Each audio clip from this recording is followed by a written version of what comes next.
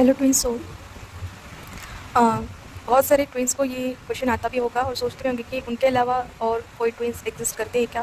तो शायद आपके पहचान में या फिर आपके बोल सकते हो कि आपके सोल फैमिली में ऐसा कोई ट्विन फ्लेम कपल आप जानते हो। लेकिन मोस्ट ऑफ द टाइम अगर आप इंडिया की जैसे बात करते हैं सेलिब्रिटीज़ में भी क्या ट्विन फ्लेम होते हैं क्या, तो येस होते हैं। और जितना मैं पर्सनली फील करती हूँ कि मेरे अकॉर्डिंग अगर हमारे इंडिया में अगर कोई सेलिब्रिटी कपल है और उनके ब्लॉकेजेस क्या थे और उनका यूनियन क्यों नहीं हो पाया या जो भी है, उसका ही मेरा पर्सनल एनालिसिस, शायद आप उसके अग्री करिए ना करें, बट मुझे उनकी स्टोरी से हम क्या सीख सकते हैं वो बता सकती हूँ। मेरा पहला ट्विन कपल है अमिताभ एंड रेखा। जब रेखा उनके लाइफ में आई थी ही वॉज मैरिड, तो it is a typical twin flame situation की जहाँ पे एक ट्विन फ्लेम मैरिड होता है, एक ट्विन फ्लेम नहीं होता है, ठीक है। बट इतना सब होने के बावजूद भी दोनों एक दूसरे से काफ़ी स्ट्रॉन्ग कनेक्शन फील करते हैं, ठीक है। वही उनके साथ भी है, ओके। यहाँ पे उनके साथ जया जी थी। मैं उनको कार्मिक तो नहीं बोलूँगी, सोलमेट भी हो सकती है, क्योंकि उस टाइम पे जब उन्होंने शादी की ही वॉज वेरी कन्विंस कि वो उनको उनके साथ लाइफ गुजारनी है। तो जया जी को भी ये बात पता थी इन दोनों के रिश्ते के बारे में, लेकिन उन्होंने ये चूज़ किया कि वो अमिताभ जी को नहीं छोड़ेंगी। ये टिपिकल कार्मिक या थर्ड पार्टी बिहेवियर होता है कि जब उनको पता है कि उनको वो नहीं छोड़ना है सर।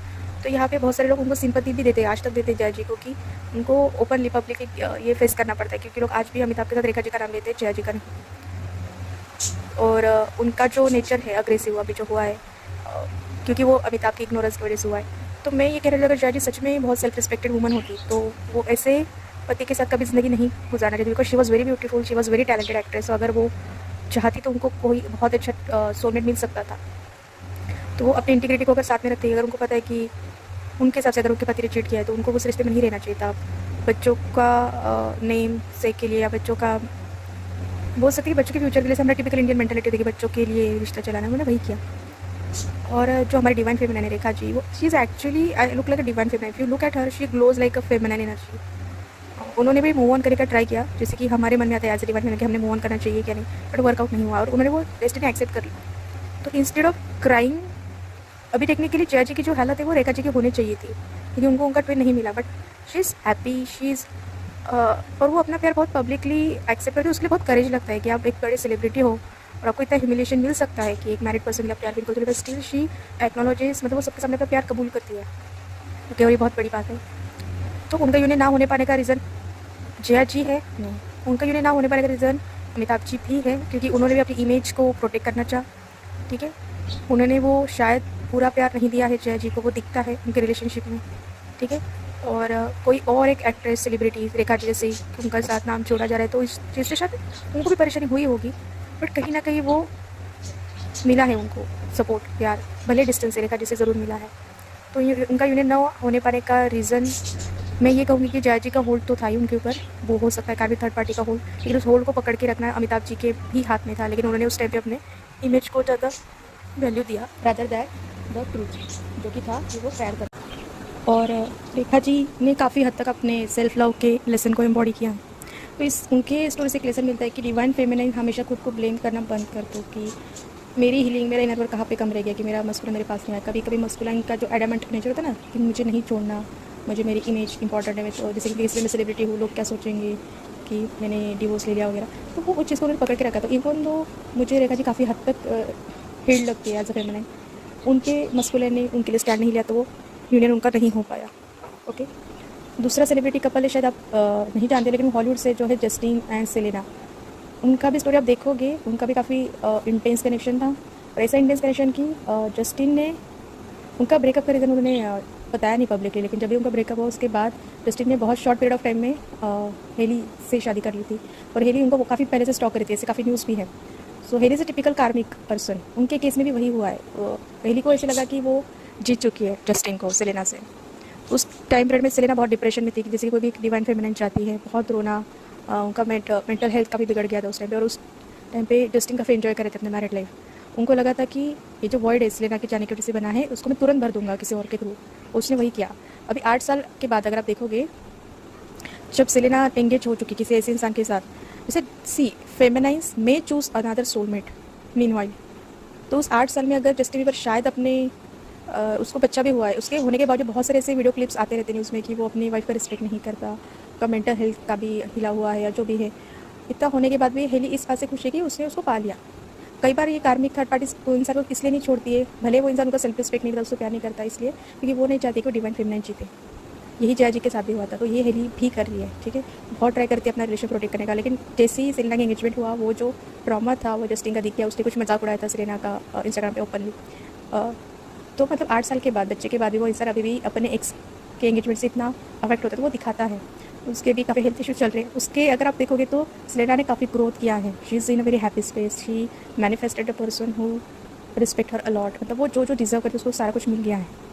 तो यहाँ पे उन दोनों का अगर यूनियन नहीं होता है तो उसका रीज़न जस्टिन का अपना चाइल्डहुड ट्रॉमा या जो भी उसके लेसन है वो ना सीखना है, ठीक है। और इसमें हेली का भी एक लेसन है कि अपने सेल्फ रिस्पेक्ट को रखना, ना कि ये सोच के सेलेना को नीचा दिखाने के लिए उसको पकड़ के रखना। अगर उसमें अगर सेल्फ रिस्पेक्ट है तो हेली को भी कोई बहुत अच्छा जीवन साथी मिल सकता है, बट वो होल्ड करके रखेगी जस्टिन को। बट जितना मैं एनर्जी सेंस करती हूँ उन दोनों के बीच में कि उनका रिश्ता नहीं टिकेगा। अगर वो कार्मिक कॉन्ट्रैक्ट से बना है तो वो रिश्ता नहीं टिकेगा, ठीक है।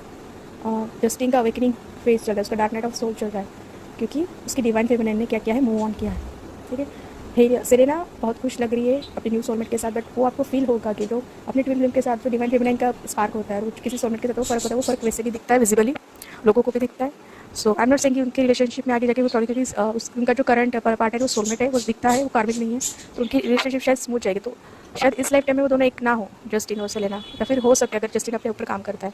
तो इन दोनों स्टोरी से मैं आपको एक कंक्लूजन क्या देना चाहती हूँ। सेलिब्रिटीज़ की स्टोरी तो शायद सबको पता है, इसलिए कंक्लूजन क्या देना कि आपका डिवाइन मस्कुलाइन अपने ईगो, अपनी इमेज, एंगर, ये सब चीज़ों को साइड में रख के सरेंडर करता है, यानी इसके ऊपर भी आपका यूनियन डिपेंडेंट होता है। तो खुद को इतना मत सैक्रिफाइस कर दो इस रिलेशनशिप या कनेक्शन के लिए कि आप ही इनर वर्क कर रहे हो, आप उनके हिस्से के भी लेसन खुद ही झेल रहे हो। उनके लाइफ में कुछ ड्रामा हुआ थर्ड पार्टी सिचुएशन में, उसका भी टेंशन आप ही ले रहे हो, ये मत करो, ठीक है। Don't do that. अपना सेल्फ रिस्पेक्ट पकड़ के चलो, okay. Loving someone from distance आपको रेखा जी से सीखना चाहिए। सबके अंदर वो करेज नहीं होता है, ओके। तो कभी कभी लगता है कि रेखा जी भी मूव ऑन कर सकते थे, बट उन्होंने वो चॉइस लेके नहीं करना। सेलेना ने वो चॉइस लेके उसको वो करना है। तो दोनों केस में I am not saying Amitabh ji को रिग्रेट नहीं होता, लेकिन वो एक इमेज बना के चलते तो वो पब्लिकली जस्टिन के जैसे बिहेव नहीं कर सकते थे। Show respect to the Jaya ji publicly, क्योंकि दोनों का जैसे हॉलीवुड का बैकग्राउंड अलग है, वहाँ पे डिवोर्स होना वो बहुत आम चीज़ है, इंडिया में वैसे नहीं होता। बट दोनों केस में जो चीज़ आपने कॉमन देखी होगी कि डिवाइन मस्कुलाइन का कार्मिक को चूज़ करना और डिवाइन फेमिनाइन को चूज़ ना करना is the reason of not being in a union. So sometimes it's not always a divine feminine's fault. इसलिए अगर आप थर्ड पार्टी सिचुएशन में हो तो आई एम नॉट सेइंग कि आप होप लूज़ कर दो, बट मैं ये कहूँगी कि अपने सेल्फ रिस्पेक्ट को पकड़ के चलो, सेल्फ रिस्पेक्ट को पकड़ के चलो, सेल्फ रिस्पेक्ट को ही पकड़ के चलो। I am emphasizing on this because क्योंकि आप कितना भी देते जाओ, आप अपनी जान रख के रख दोगे उसके सामने, अगर उसको नहीं सीखना है वो लेसन तो वो नहीं सीखेगा। आपको लगता है मैं जितना प्यार दूँगी, जितना सेक्रीफाइस करूँगी, शायद मेरा मस्कुलर मेरे पास आ जाए, ऐसे नहीं होगा। सेलिब्रिटीज़ के एग्जाम्पल से मैं आपको वही समझाना चाहती हूँ, ओके। तो आपको अपना न्यूज़ सोलमेट के लिए जाना है तो वो आपका चॉइस है। आप डिवाइन को वैसे रिक्वेस्ट कर सकते हो कि मेरा ट्विन डिले कर रहा है अपनी अवेकनिंग के लिए, तो मैं चाहती हूँ कि मेरी लाइफ में मेरे एनर्जी से मैच होने वाला पर्सन है, तो शायद डिवाइन आपकी सुन लेंगे। अगर आपका सोन प्लान जो भी है तो उसके हिसाब से वो वर्कआउट होगा, तो आपका यूनियन नेक्स्ट लाइफ के लिए पोस्टपोन किया जाएगा, ठीक है। आपको लाइफ टाइम के लिए वेट करना है रेखा जी के से, that is also your choice, okay. But इतना समझो कि आपके ट्विन का हीलिंग करना आपकी रिस्पॉन्सिबिलिटी नहीं है, ठीक है। वो आप नहीं कर सकते, उसको वो खुद ही करना पड़ेगा, ओके। सो आप अपनी लाइफ को सेक्रीफाइस मत करो और उनके थर्ड पार्टी ड्रामा को अपने लाइफ का हिस्सा मत बनाओ, ठीक है।